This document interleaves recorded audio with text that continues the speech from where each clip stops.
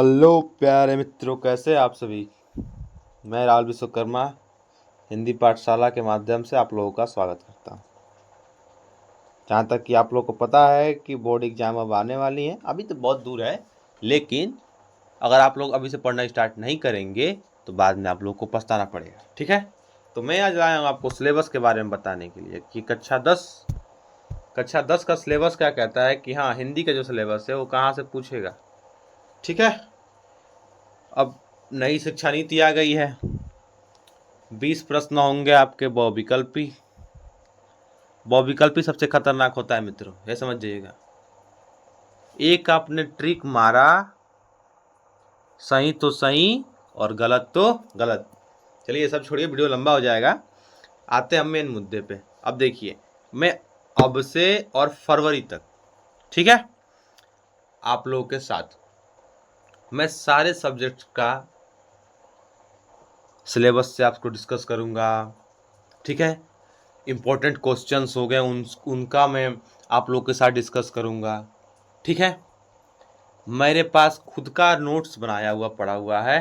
ठीक है, उसको मैं आप लोग के साथ शेयर करूंगा। ठीक है, तो इससे क्या होगा कि आप लोग को चीज़ें समझ में आएंगी। ठीक है, क्योंकि मैं अनुभव कर चुका हूँ कि कैसे क्वेश्चंस बनते हैं, मैं खुद पेपर में बैठ चुका हूँ। ठीक है, तो चलिए आगे बढ़ते हैं।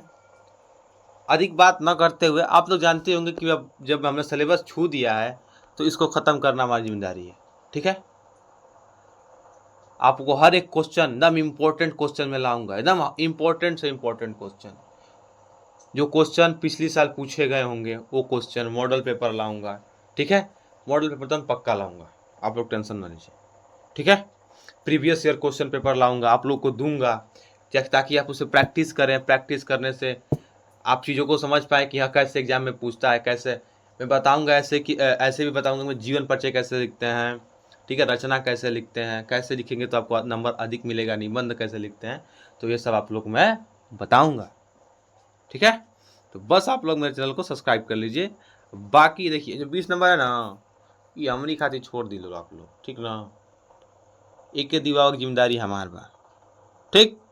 और ऑल बात इनका 50 नंबर के, तो 50 नंबर में कुछ करना नहीं है मित्रों, कुछ है ही नहीं है 50 नंबर में महाराज। देखिए, गद्य हेतु निर्धारित गद्य हेतु निर्धारित पाठ्य वस्तु से गद्यांश पर आधारित प्रश्न।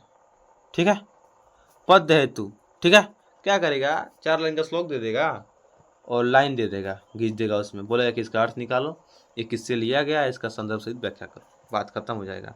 ऐसे ही पद्य से करेगा, ऐसे गद्य से करेगा, ऐसे संस्कृत से करेगा, संस्कृत के भी पद्य से एक उठाएगा श्लोक, और इससे भी उठाएगा, और गद्य से भी उठाएगा। देखिए ये चारों सब वही हैं, जो चारों है ना, सभी एक ही खेत की मूली हैं, गद्य पद्य गद्य पद्य गद्य पद्य। ठीक है, आ रहा है समझ में। तो चलिए अब थोड़ा डिस्कस कर लेते हैं पूरे सिलेबस के बारे में। क्यों? क्योंकि सिलेबस जब तक आप लोग समझेंगे नहीं तब तक पढ़ने कोई फ़ायदा है नहीं। अब रास्ता पता ही नहीं है कहाँ जाना है आप लोगों को, और आप लोग अंधाधुंध चल रहे हैं, तो क्या मतलब है। ठीक है, तो इसलिए मैं आपको पहले रास्ता दिखा रहा हूँ, उसके बाद मैं आपको उसको लेकर चलूँगा। ठीक है, इंपॉर्टेंट क्वेश्चन दूंगा मैं आप लोगों को, जो हमेशा पूछा गया है। ठीक है, और चलिए पहला क्या है, हिंदी गद्य के विकास का संक्षिप्त परिचय, जिसमें आएगा शुक्ल युग और शुक्लोत्तर युग।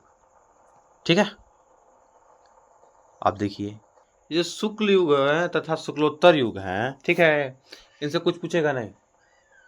इनसे क्या पूछेगा, कवियों के नाम पूछ देगा। ठीक है, शुक्ल युग के जो निबंधकार है, निबंध में लेखक का नाम बताइए, तो आचार्य रामचंद्र शुक्ल हो गए, गुलाब राय हो गए। ठीक है, कहानीकारक क्या हो गए शुक्ल युग के, तो प्रेमचंद हो गए, शंकर प्रसाद हो गए। ठीक है, इनकी रचना ही पूछ देगा, तो कहानी में अगर प्रेमचंद की बात आ गई तो गोदान लिखे हैं, और जब शंकर प्रसाद की बात आ गई तो आकाशदीप लिखे हैं। ठीक है, तो इन सब चीज़ों को मैं एक साथ बहुविकल्पी के रूप में लाऊंगा। ठीक है, ताकि आप लोगों को एक ही बार सब कवर हो जाए। ठीक है, नहीं तो आप लोग अगर कहेंगे तो वैसे भी एक दिन क्लास ले ली जाएगी बढ़िया से, उसमें कोई दिक्कत नहीं है। ठीक है, आ रहा है समझ में, आना चाहिए। ठीक है ना, वैसे समय अवधि भी पूछ सकता है। ऐसी कोई बात नहीं कि नहीं पूछे समय अवधि, पूछ देगा कि शुक्ल युग की समय अवधि बता दो। तो शुक्ल युग का समय सन 1918 से 1939 ईस्वी तक माना गया है। ठीक है, देखना डेट इधर उधर हो सकता है, इसलिए सब लगभग बताते हैं लोग, कहीं भी आपको डेट सेम नहीं मिलेगा। ठीक है, चलिए आगे बढ़ते हैं। तो ये आपका 2 क्लियर हो गया, गद्य और पद्य से, पद्य के आगे संक्षिप्त परिचय। ठीक है, आगे बढ़ते हैं। अब आगे काव्य संदर्भ के तत्व में आइए। देखिए जो जो यहाँ पे लिखा है बस आपको उतना ही पढ़ना है, एडवांस नहीं पढ़ना है।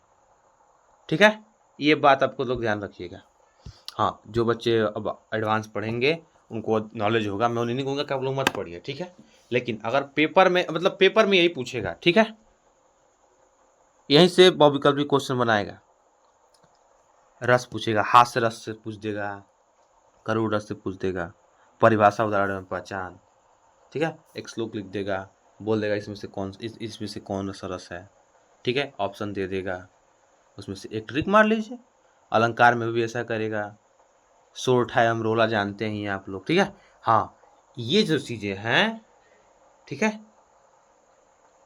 इनका मैं अलग एक प्योर अपना वीडियो लाऊंगा जरूर, क्योंकि ये सोरठा और रोला हैं, ठीक है, इनको समझाना बहुत जरूरी है आप लोगों को, अलंकार भी जरूरी है। ठीक है, उदाहरण के साथ। ठीक है, चलिए आगे बढ़ते हैं। बाकी आप लोग नंबर देख ही रहे हैं, उसमें कोई दिक्कत है नहीं। अब आगे बढ़े। पहली बात तो रिजल्ट चल नहीं रहा इस बार। चलिए अब व्याकरण में आते हैं। व्याकरण में कुछ खास होगा नहीं, एक एक क्वेश्चन पूछेगा, एक एक नंबर का। ठीक है, हाँ, लेकिन हाँ, बूंद बूंद से तालाब भरता है बाबू, ध्यान रखिएगा।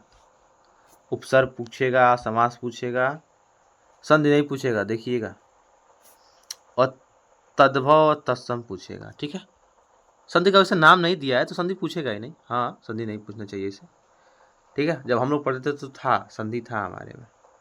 देखिए अभी इतना ये पूछेगा, इसमें से अब देखिए, अभी इसलिए बहुविकल्पी में डाला इसे, क्योंकि अब आप लोग उसी डर से इस सारे कॉन्सेप्ट को क्लियर करेंगे।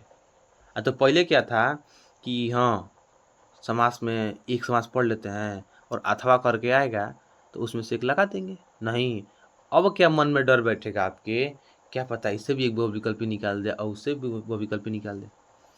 लेकिन अकॉर्डिंग टू एग्जामिनर, ठीक है, बताया गया है यहाँ पे, क्या बताया गया है, ठीक है, देखिए यहाँ पे एक एक क्वेश्चन आएगा सब में से। ठीक है, लेकिन आप लोगों को ध्यान रखना है। पर्यायवाची पूछ देगा, सबसे इम्पोर्टेंट, ये तो पक्का पूछता है, आप लोग तो देखे होंगे। पर्यायवाची पूछ देगा, तत्सम पूछ देगा, तद्भव पूछ देगा, संस्कृत में पूछेगा सर्वनाम। ठीक है, और वाक्य का स्वरूप, वाक्य प्रयोग और वाच्य परिवर्तन। ठीक है, विकारी और अविकारी, विकारी उसे कहते हैं जिसके जो शब्द होते हैं बदलते रहते हैं, और अविकारी उसे बोलते हैं जो नहीं बदलते हैं। ठीक है, तो इन सबको आप लोग को बताया जाएगा, इन सब का मैं एक बार में सबको आपको लाऊंगा। ठीक है, चलिए अब आगे बढ़ते हैं। वर्णात्मक प्रश्न, ये है आपका खेलने लायक। पढ़ाई को देखो, जितने मजे से पढ़ोगे उतना ही बढ़िया रहेगा। दिमाग पे टेंशन लेके बैठोगे कि अरे बाप रे बाप, ये नहीं पढ़ पाया, वो नहीं पढ़ पाया, तो कुछ नहीं होगा। ठीक है, मैं आप लोगों को याद करने की एक टेक्निक बताऊंगा जो मैंने खुद रखी है, काम करता है मेरे ख्याल से। मैं उसी स्ट्रेटजी से पढ़ता था। ठीक है, अब देखिए अगला क्या है। अब देखिए वर्णात्मक प्रश्न आ गए 50 नंबर के, वो तो 20 नंबर भूल जाइए, मैं उसकी जिम्मेदारी मेरी। ठीक है, अब देखिए यहाँ पे गद्य हेतु निर्धारित पाठ्य वस्तु से गद्यांश पर आधारित प्रश्न। नहीं बताया अभी, 4 लाइन दे देगा, पूछेगा रेखांकित अंशों की व्याख्या। ठीक है, संस्कृत गद्यांश संदर्भ हेतु हिंदी अनुवाद। ठीक है, संस्कृत पद्यांश का संदर्भ सहित हिंदी अनुवाद लिखा है ना। ठीक है, संदर्भ सहित हिंदी अनुवाद गद्यांश और पद्यांश का। ठीक है, बहुत बार पूछता है। अब सबसे आसान होता है ये। देखिए इसमें क्या है कि इन सब में क्या है, इन चारों में, ठीक है, एक चीज अच्छा है ये कि कोई भी अनुमान लगा सकता है, ठीक है। अगर आप लोग निकाल खोजने बैठे हैं तो 2 साल पहले का अगर पेपर उठाएंगे ना, 3 साल पहले का, और 3 साल पहले से और आज तक आप मिलाइए, देखिएगा एक ही चीज रिपीट किया है। जो इस बार पूछा है वो 1 साल रुक के अगली बार पूछेगा, ठीक है। तो इसमें अंदाज आप लगा सकते हैं कि हाँ ये पूछेगा, एकदम करेक्ट फंस जाएगा, देखिएगा मैं फंसा दूंगा इनको, ठीक है। आगे देखते हैं, चलिए। खंडकाव्य आ गया, कथानक, चरित्र चित्रण एवं तथ्य आधारित प्रश्न, ठीक है। खंडकाव्य आता है आप लोग में, ठीक है, सब जिले का अलग लगाता है, ठीक है। चलिए, निर्धारित गद्यांश, ये परेशान कर दिया हमको, कट है नहीं रहा है, कट जा भाई। निर्धारित गद्य खंड के पाठ्य वस्तु से संबंधित लेखकों का जीवन परिचय एवं उनकी प्रमुख रचना का नाम। अब देखिए यहाँ पे जो है आप लोगों को मैं सिखाऊंगा जीवन परिचय लिखते कैसे। नंबर बहुत कटता है जीवन परिचय पे, ठीक है। क्यों? क्योंकि आप लिखेंगे सही, ठीक है, आप लिखेंगे सब सही, मैं मानता हूँ आप सही लिख रहा है, ठीक है। लेकिन दिक्कत क्या आएगी, मैं जानता हूँ दिक्कत कहाँ आएगी, क्योंकि मैंने खुद वो गलती की है, ठीक है। लेकिन जब आगे बढ़ा, चीज़ों को समझा तो पता लगा कि हाँ मैंने गलती की है, तो आगे वो गलती भविष्य में आप लोग ना करें, इसलिए मैं आप लोग को बता दूंगा, ठीक है। एकदम अच्छी स्ट्रेटजी आप जब 10th में ही सीख जाएंगे तो 12th में आप लोगों को दिक्कत नहीं होगी, ठीक है। अब देखिए क्या होता है कि 10th में आपको बस जीवन परिचय लिखना होता है, लेकिन 12th में आपको साहित्यिक परिचय लिखना होता है। तो मैं साहित्यिक परिचय भी बताऊंगा जब आप 12th में जाएंगे तब। लेकिन अभी मैं वीडियो डालूंगा 12th पे, क्योंकि अभी तो बच्चे हैं 12th वाले, तो उनको मैं साहित्यिक परिचय सिखाऊंगा, तो मेरे चैनल पे होगा, तो आप लोग वो भी देख सकते हैं जिसका मन करे, ठीक है। लेकिन मैं जीवन परिचय का एकदम अच्छा स्ट्रेटजी आपके पास लाऊंगा।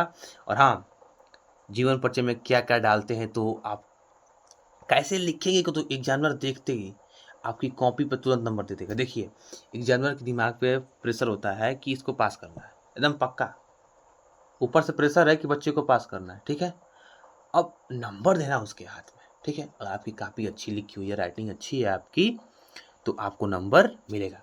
अब ऐसे मान लीजिए आप लोग जीवन परिचय लिख रहे हैं जयशंकर प्रसाद का, तो जो जन्म लिख दिए है, ठीक है, तो देखिए जन्म को हाईलाइट कर दीजिए, पहले पिता के नाम को हाईलाइट कर दीजिए, नीचे लाइन खींच दीजिए, और माता के नाम को, पढ़े क्या, रचना क्या है। जब हाईलाइट कर देंगे ऐसे, तो जब एग्जामिनर जब आपकी कॉपी खोलेगा तो उसका ध्यान डायरेक्ट जाएगा आपके हाईलाइट वाले पे। जब देखेगा कि जन्म सही लिखा है, मृत्यु सही लिखा है, पापा का नाम सही लिखा है, पढ़ाई सही लिखा है, रचना सही लिखा है, मम्मी का नाम सही लिखा है, तो वो बिना और कुछ देखे आपको फुल मार्क्स दे देगा, क्योंकि उसको कॉपी चेक करनी है अभी आगे भी, ठीक है। उसको देखिए एग्जामिनर को जितना आसानी होगी आपकी कॉपी जांचने में, उतना ही आपको नंबर देगा। ये मेरे गुरुजी मुझसे कहा है, ठीक है, इतना आसान आप लिखते हैं, ठीक है। तो ऐसे जीवन परिचय मैं आपको बताऊंगा जब मैं लाइन बाय लाइन सारे सारे जो टॉपिक है सबको क्लियर करूंगा, मैं ऐसी बात नहीं है, ठीक है। अब चलिए आगे बढ़ते हैं।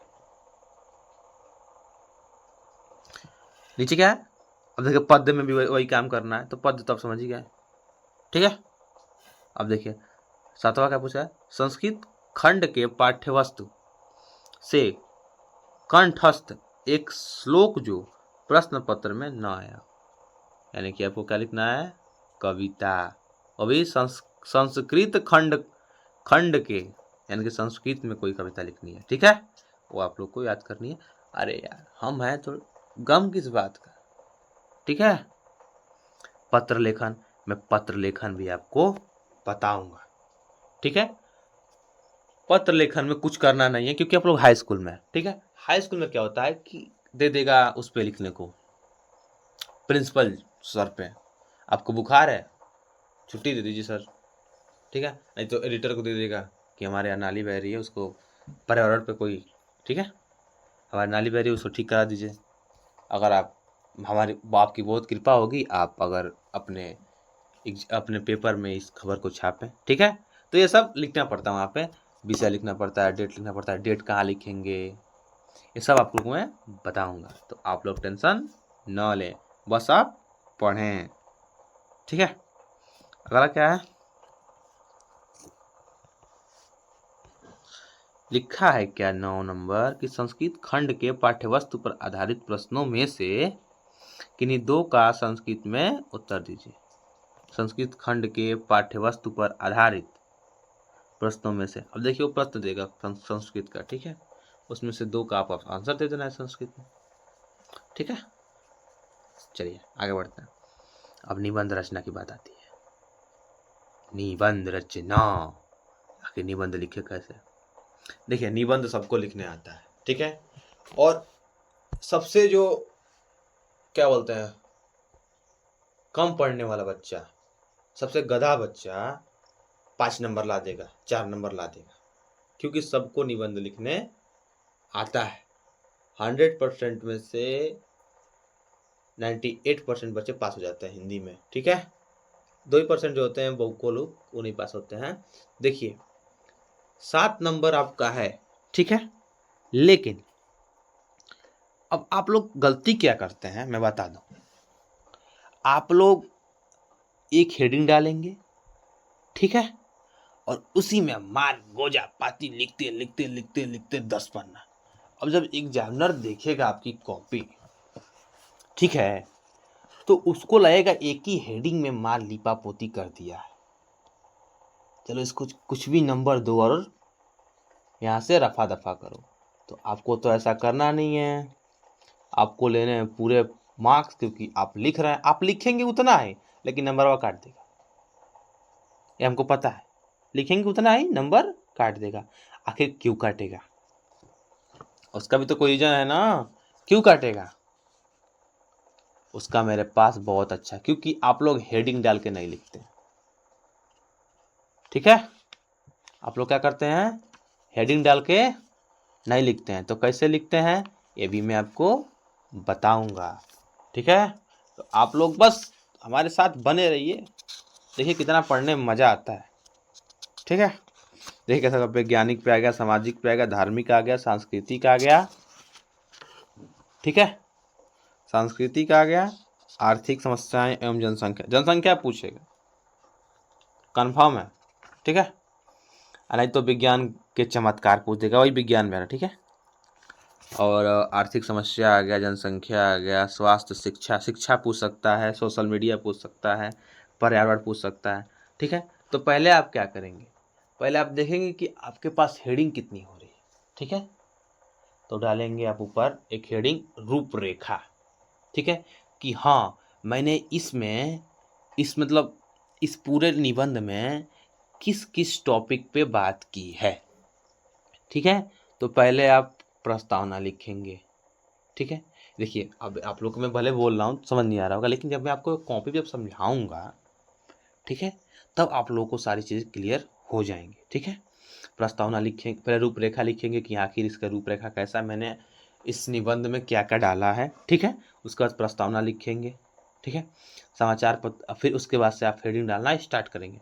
देखिए ढेर अधिक नहीं लिखना है, हेडिंग अधिक लिखना है, हेडिंग के अंदर अधिक नहीं लिखना है। एग्जामिनर को क्या चाहिए, फ्रेश कॉपी और अधिक से अधिक हेडिंग। आपने 7 हेडिंग डाल दी, 6 हेडिंग डाल दी ना, आपका 7 नंबर आपके जेब में, चाह के भी वो काट नहीं सकता है। हाँ, और दूसरी बात, मैं आप लोगों को एग्जाम में लिखने का भी एक तरीका बताऊंगा, ठीक है, जो हमारे सर जी ने हमको बताया था कि आखिर में कैसे लिखो कि एग्जामिनर न चाहते हुए भी तुमको अधिक नंबर दे दे, ठीक है।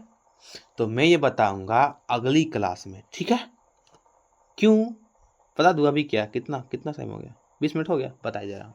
अब देखिए क्या होता है, एग्जामिनर के सर पे लोड होता है उसको पास करना है, ठीक है। अब आप क्या कीजिएगा, जब नहीं बताऊंगा मैं, अभी एग्जाम के समय बताऊंगा फरवरी में, ठीक है। चलिए अब आगे बढ़ते हैं, छोड़िए उसको अब बता लूँगा तो 30 मिनट हो जाएगा, मैं बोलता बहुत हूँ, बुलवाएंगे तो बहुत हो जाएगा, ठीक है। अब देखिए तो आपका 30 नंबर का इंटरनल एग्जाम है जो स्कूल कराएगा, ठीक है, इसको भी आप लोग एक बार देख लीजिएगा, ठीक है। इसके बाद आपका सर बताएंगे क्या करेंगे। 3 प्रोजेक्ट लिखवाते हैं, फाइल जमा कर लेते हैं, पैसा ले लेते हैं, बात खत्म कर लेते हैं लोग। और क्या करते हैं लोग पता है। अब देखिए आपको पढ़ना क्या क्या है, ये भी देख लीजिए। मतलब गद्य में कितने पढ़े हैं, काव्य में कितने पढ़ने हैं, ठीक है, संस्कृत में कितने पढ़ना है, ये सब है ना। देखिए आपको मैं, ये क्या आएगा, क्या बोलते हैं, ये क्या है भाई, हाँ ज्योति। आप लोग में मेवाड़ मुकुट आएगा, जो देवरिया के हैं। वैसे मैं तो देवरिया से हूँ, तो देवरिया वालों में मेवाड़ मुकुट मेरे में आया था। देखिए देवरिया है ना, मेवाड़ मुकुट आया, तो देवरिया वाले देवरिया में मेवाड़ मुकुट पढ़ लेंगे। बाकी जो प्रयागराज के हैं वो अगर पूजा, ठीक है, मतलब जो कानपुर वाले ज्योति जवाहर, तो सभी अपने अपने स्टेट के हिसाब से पढ़ लेंगे, ठीक है। चलिए ये तो आपकी प्रॉब्लम है, आपकी नहीं मेरी प्रॉब्लम है। आपकी कैसे हो गई, ठीक है। अब चलिए आप यहाँ पर डिस्कस करते हैं। कहाँ गया भाई, हेलो सर, अच्छा यहाँ है क्या। हाँ, मित्रता पढ़नी है। देखिए मित्रता सबसे इम्पोर्टेंट है। अगर मैं बोल दूं तो आंख मूंद के आप लोग इस पे इम्पोर्टेंट लिख दीजिए, IMP, ठीक है। मित्रता से वो आएगा, क्या बोलते हैं, मित्रता से क्वेश्चन यहाँ पे आएगा। देखिए कहाँ पे आएगा, मैं दिखा रहा हूँ। मित्रता से क्वेश्चन आपका यहाँ बनेगा एकदम। ये जो 1 नंबर है ना, अरे भाई जो 1 नंबर है, ये 1 नंबर यहाँ पे क्वेश्चन बनेगा, ठीक है, एकदम 100% है बनेगा। 7 सेट बनते हैं, 7 सेट में से 3 सेट में एकदम पक्का आएगा। एकदम लिख के रख लो आप, 100% मुझसे लिखवा लो, ठीक है। मित्रता हो गई, ममता हो गया, ममता से भी कभी कभार पूछ देता है, तो आप लोग इसको भी हल्के में न लें। भारतीय संस्कृति इंपॉर्टेंट, वेरी मोस्ट इंपॉर्टेंट। कहाँ गया भाई, ये रहा आपका Rajendra Prasad, M important, most important, ठीक है। आप लोग ममता पढ़, भारतीय अजंता पूछता है, भगवती शरण उपाध्याय का है, क्या लिखूं, ठीक है, ये इतना बड़ा नहीं है। ईर्ष्या तू न गई मेरे मन से, रामधारी सिंह दिनकर पूछता है। पानी में चंदा और चंदा पर आदमी, ये तो उतना नहीं है, लेकिन हाँ मित्रता और भारतीय संस्कृति एकदम पूछेगा, पक्का पूछेगा, ठीक है। तो आप लोग ये सबको पढ़ लीजिएगा, ठीक है। मैं पढ़ाऊंगा यार, मतलब इनमें जो जो जो जो इम्पोर्टेंट है उन सबको मैं ला दूंगा आपके सामने कि हाँ ये पूछ सकता है, तो आप लोग इसे देख लीजिएगा, ठीक है। मेरे पास जैसे कि संसाधन का अभाव है, तो मैं अगर पूरी सिलेबस ख़त्म करने लगूँ इसी पे तो नहीं हो पाएगा। क्यों, क्योंकि एक एक चीज़ समझाने में पता है कितना समय लग जाएगा, आपको फरवरी बीत जाएगा। मैं बस, मुझे ऐसा लग रहा है कि मैं बस बोल रहा हूँ तो आसान होगा, आसान नहीं है वो। पहले खुद पढ़ना पड़ता है, फिर आप लोग को पढ़ाना पड़ता है कि कुछ गलत ना हो, ठीक है। तो चलिए, लेकिन हाँ इतना है कि जितना बता दिए उतना पेपर में आना ही आना है। 7 सेट से किसी ना एक सेट, किसी एक सेट में जरूर लड़ेगा, ठीक है। अब वो आपकी किस्मत के ऊपर है कि आपको मिलता है कि नहीं, लेकिन हाँ इतना बता रहे हैं, अगर आप उतना तैयार करके आते हैं तो आप भी याद रखेंगे कि हिंदी पाठशाला वाले जो राहुल भाई हैं या दोस्त या सर, कुछ भी बोल सकते हैं आप, उन्होंने बताया था, हाँ तो बताया था, जबरदस्त बताया था, ठीक है। आप लोग यही कहेंगे, मेरी गारंटी है। चलिए काव्य में आते हैं।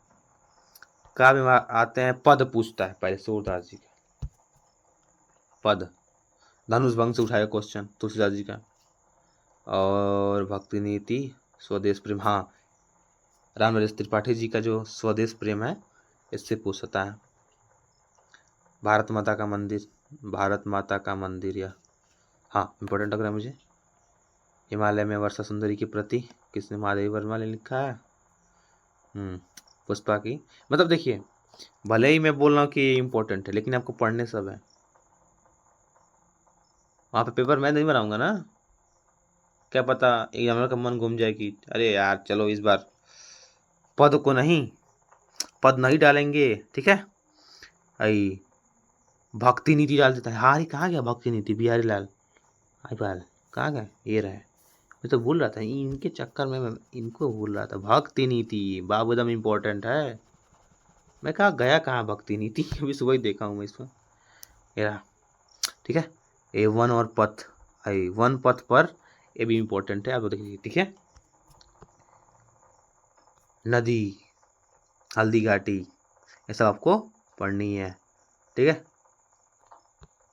संस्कृत है तो ये तो देख लीजिएगा आप लोग, देखिए बता रहा हूँ, ये इम्पोर्टेंट है, बनारसी वाला, ये कन्फर्म है, किसी ना किसी सेट में उठा कर भेजेगा, एकदम भेजेगा। हाई वीर, ठीक है, वीर वाला, संस्कृति, भारतीय संस्कृति, ठीक है। ये सब आपको, ये इम्पोर्टेंट मैं आप लोगों के सामने लाऊंगा सब चीज़ों को। देखिए इन सब का जो इम्पोर्टेंट है ना, देखिए बुक आपके पास है, लेकिन ये पहले से ही जहाँ पेपर बनता है वहाँ पर निर्धारित होता है कि हाँ इतने चैप्टर से ही क्वेश्चंस बनेंगे, और बाकी आप लोगों के लिए ज्ञान के लिए बनता है वो, ठीक है। अब देखिए इन सब में मैं आपको बता दूं, देखिए इतना है ना, ये इन सब में बस एक की दो इम्पोर्टेंट है, बाकी सब आपके ज्ञान के लिए है, ठीक है। तो ये निर्धारित होता है कि हाँ इतने में से ही घुमा फिरा के क्वेश्चन पूछना है, ठीक है। तो अंदाजा लगाना बहुत आसान होता है, इतना जो है उसी को पढ़ लो भाई, पास हो जाओगे। हाँ लेकिन उसको पहचानने के लिए नॉलेज चाहिए, ठीक है। चलिए तो यहीं पे आपका सिलेबस खत्म होता है, मुक्ति दूत पहले बता दिया आपको, ठीक है। कितना देर हो गया, 27 मिनट हो गया सिलेबस समझाने में यार। हाँ तो क्लास में कितना समय लगेगा। चलिए टाइमिंग मत देखिए आप लोग, मज़ा आया कि नहीं, बहुत मज़ा आया होगा, ठीक है। और अगर कुछ गलती हो गई हो तो बड़ा भाई समझ के थोड़ा सा माफ़ कर देना दोस्त, ठीक है। और मेरा अनुभव है ये कि ये 20 नंबर कहीं नहीं जाएगा आपका। मैं आप लोगों को एकदम टॉप, देखिए बुक से छाट के मैं कुछ नहीं पढ़ाता हूँ, ठीक है। मैं कुछ इधर से उठाऊंगा, उधर से उठाऊंगा, पिछले साल के क्वेश्चन से उठाऊंगा, पेपर में से क्वेश्चन निकालूंगा, ठीक है। 3 साल पीछे का क्वेश्चन से निकालूंगा, या क्वेश्चन पेपर से क्वेश्चन निकालूंगा, ठीक है। इन सबको ला के एक जगह रख के उन सब का बनेगा एक PDF, ठीक है। और उन PDF को आपको मैं प्रोवाइड करूँगा। क्यों? क्योंकि जब सारी चीज़ें एक साथ जब रिलेट होंगी, ठीक है, तो तब वो बनेगा एक, क्या बोलते हैं, संजीवनी बूटी जो आप लोगों के लिए काम देगी, ठीक है। थोड़ा सा बुक से भी ले लो जो इम्पोर्टेंट लग रहा है, ठीक है। तो जब आप लोग ऐसे पढ़ेंगे, जहाँ ज्ञान मिले तहाँ से ले लो भाई, मैं तो ये कहूँगा जहाँ ज्ञान मिले तहाँ से ले लो, तुरंत सपेट लो, ज्ञानी तो है, ठीक है। चलिए मिलते हैं अगले क्लास में, अब तक के लिए जय Shri Ram, Ram Ram, bye bye, good night दोस्तों।